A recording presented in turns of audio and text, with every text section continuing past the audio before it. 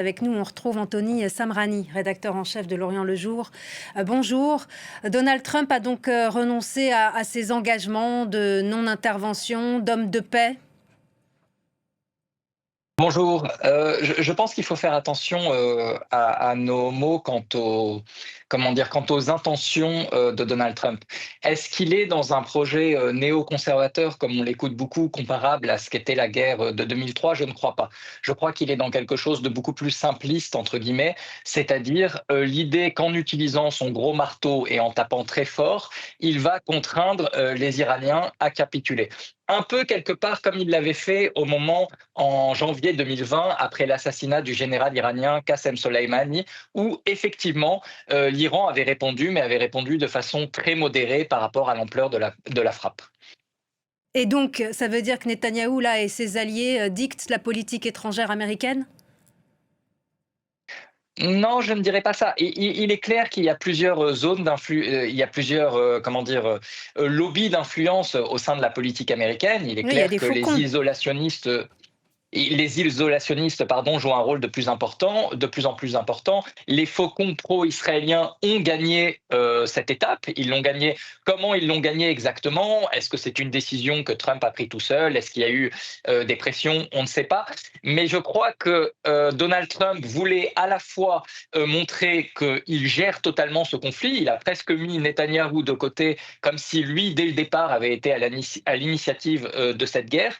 Et il veut envoyer, encore une fois, un message de puissance tant en interne vis-à-vis de son électorat pour montrer je suis capable d'agir, tant vis-à-vis du monde extérieur, c'est-à-dire nous restons la première puissance mondiale sans nécessairement une volonté d'interventionnisme prolongé. Oui, mais vous parlez d'un message de puissance, mais c'est plutôt un message d'imprévisibilité qu'on voit là, parce qu'au début de l'intervention, son discours, en tout cas, a nettement évolué à Donald Trump. Au premier jour de l'attaque israélienne, il a insisté sur le fait que les Américains n'étaient pas du tout impliqués. Maintenant, après, il a menacé d'intervenir et maintenant, il intervient. Donc, comment vous expliquez cette évolution?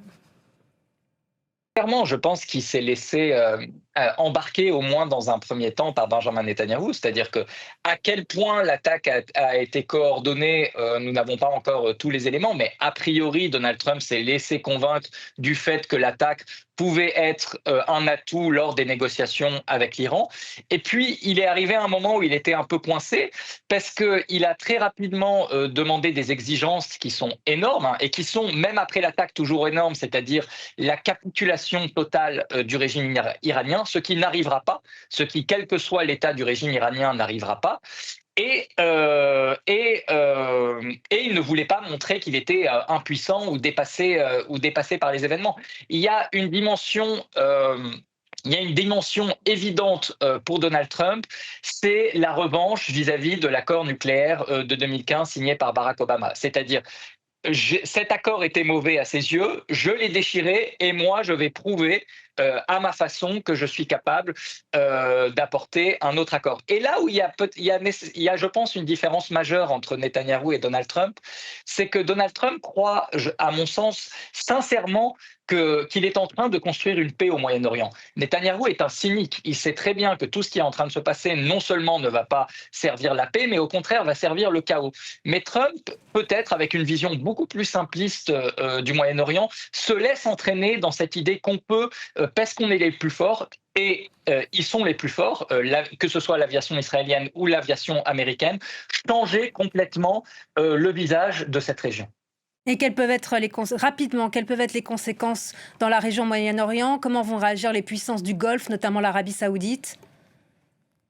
Je crois qu'à l'heure qu'il y est, il y a trois hypothèses qui sont sur la table. La première, c'est que l'Iran capitule assez vite, donc ce qu'on disait, un accord dans lequel le régime renoncerait à son droit d'enrichir de l'uranium. Je pense que cette hypothèse est très peu probable, puisque ce serait pour le régime une forme de suicide. Une deuxième hypothèse pardon, c'est l'escalade et la surenchère, c'est-à-dire on attaque le détroit d'Ormuz, on attaque les pétromonarchies du Golfe, on attaque les sites américains un peu partout, dans une logique que Donald Trump ne veut pas s'enliser, il ne veut pas un conflit de longue durée, donc nous allons l'entraîner dans un conflit de longue durée. Je crois que là aussi, ce serait un suicide du point de vue des Iraniens, parce que ça encouragerait au contraire les États-Unis à intervenir s'affaiblir davantage. Et l'Iran n'a de toute façon pas les moyens ni de faire face à une double offensive israélo-américaine, ni de tenir dans la durée son stock de missiles balistiques étant limité. Et il Merci. y a une troisième hypothèse. Pardon, allez-y, allez-y. Pardon. Il y a une troisième hypothèse qui, à mon avis, est la plus probable aujourd'hui, c'est-à-dire que l'Iran va répondre, l'Iran est contraint de répondre, il répondra, à mon sens, probablement sur le terrain irakien ou via les Houthis, mais il ne va pas complètement fermer la porte à la diplomatie. Et l'Iran pourrait s'en sortir aujourd'hui avec un accord qui préserve les apparences. Est-ce que par contre Donald Trump et Benjamin Netanyahou sont capables de conclure un accord qui n'humilie pas totalement leur adversaire, même si, et c'est un grand si, les sites nucléaires ou le programme nucléaire iranien a été effectivement détruit. Merci beaucoup Anthony Samrani d'avoir été avec nous sur France 24. Merci pour votre analyse.